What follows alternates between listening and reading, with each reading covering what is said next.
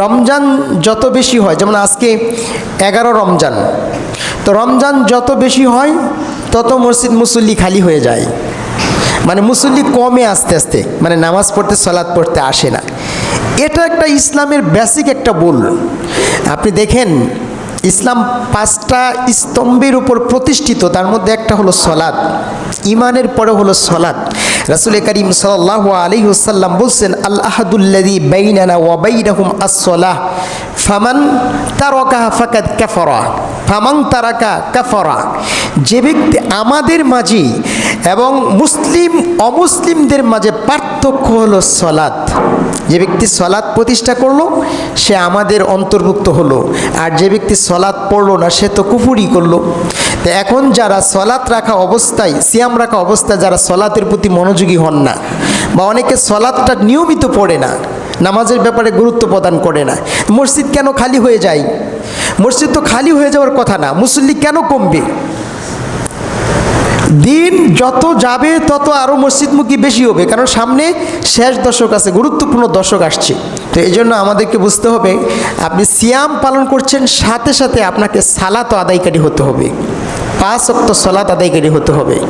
আপনি সিয়াম রাখছেন কিন্তু সালাতের ব্যাপারে হেফাজত করেন না, যথাসময়ে সালাত পড়েন না, ওয়াক্ত মতো পড়েন না, বা নামাজ পড়েন না, সিয়াম রাখছেন, এই সিয়াম দ্বারা আল্লাহর নৈকট্য আপনি অর্জন করতে পারবেন না। কারণ সালাতের মাধ্যমে আল্লাহর সাথে বান্দার সেতুবন্ধন প্রতিষ্ঠিত হয়।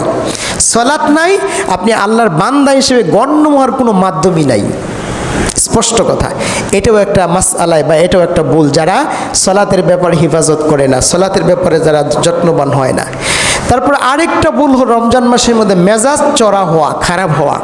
দেখবেন অনেকে বলে থাকে যে রমজান মাস মেজাজ একটু খিটখিটে থাকে, আচরণে একটু বিপরীত লক্ষ্য করা যায়, একটু আচরণটা পরিবর্তন না। রমজান সিয়াম হলো এমন একটা ডাল, রাসূল করিম সাল্লাল্লাহু আলাইহি সাল্লাম বলছেন, আসিয়ামু জুন্নাতুন, সিয়াম হলো ডাল, তরবারি। যুদ্ধের অস্ত্রের মাধ্যমে যেরকম একজন মানুষ নিরাপদে থাকে, হেফাজতে থাকে, ঠিক সিয়াম পালনের মাধ্যমে সকল প্রকার অশ্লীল অপকর্ম কাজকর্মতে সে হেফাজতে থাকবে। আল্লাহ রসুল বলছেন, যে ব্যক্তি সিয়াম পালন করবে সে অশ্লীল ভাষী হতে পারবে না, অশ্লীল কথা বলতে পারবে না, ওয়ালা ইয়ারফাস ওয়ালা ইয়াসখাফ, এবং বিশৃঙ্খলা করতে পারবে না, শোরগোল বিশৃঙ্খলা করা যাবে না। হ্যাঁ, কেউ যদি আপনার সাথে বিশৃঙ্খলা করতে আসে, দেখেন ইসলাম কত ম্যানারগুলো সুন্দর। কেউ আপনি করতে চান না, জোর করে আপনার সাথে করতে আসছে, আপনাকে মারতে আসছে, বা আপনার সাথে ইচ্ছা করে ঝগড়া করতে আসছে, আল্লাহর হাবিব সাল্লাল্লাহু আলাইহি সাল্লাম বলছে, তখন তুমি কি বলবে? যে বলবে, ভাই আমি রোজাদার, আমি রোজা রেখেছি, সুবহানাল্লাহি ওয়া বিহামদিহি, ভাই আমি রোজা রাখছি, তুমি আমাকে মারতে আসছো, তুমি আমার সাথে ঝগড়া করতে আসছো, আমি তো রোজাদার, এটা বলবেন। এর মানে হলো আদর্শ সমাজ নির্মাণ গঠনে, একটা সুশৃঙ্খল সমাজ গঠনে নির্দেশনা প্রদান করে সিয়াম। আপনি সিয়াম আপনাকে সুন্দর সুশৃঙ্খলভাবে জীবনযাপনের পথ নির্দেশনা প্রদান করে, সুবহানাল্লাহি ওয়া বিহামদিহি। তাহলে মেজাজ খিটখিটে বাপটা আচরণটা দূর করতে হবে। অনেক সময় পরিবারের মধ্যে, একই পরিবারের মধ্যে অনেক সময় অধীনস্থ একটা ফ্যাক্টরিতে বা একটা কার্যালয়ে অধীনস্থদের উপর মেজাজ চড়া হয়ে যায়। মাঝে মাঝে শুনি যে এই খুব কথা কম বলো, রমজান মাস ইফতারের পূর্ব মুহূর্তে দেখা যায় অনেক সময় মেজাজ খারাপ হয়ে যায়। জি না, আপনার মেজাজটাকে কন্ট্রোল রাখবেন, নিয়ন্ত্রণ রাখবেন, আপনার দ্বারা যেন রোজা রাখার পরে কেউ আপনার আচরণে কষ্ট না পায়। আল্লাহ তাআলা যেন বোঝার তৌফিক দান করুক। তারপরে 4 নম্বর আরেকটি ভুল হলো খাওয়া দাওয়ায় খুব ব্যস্ত হওয়া। রমজান মাস মানে কি? সংযমের মাস। সিয়াম মানে কি? আপনার বিরত থাকা। সিয়াম মানে কম খাওয়া, বিরত থাকা, সংযম।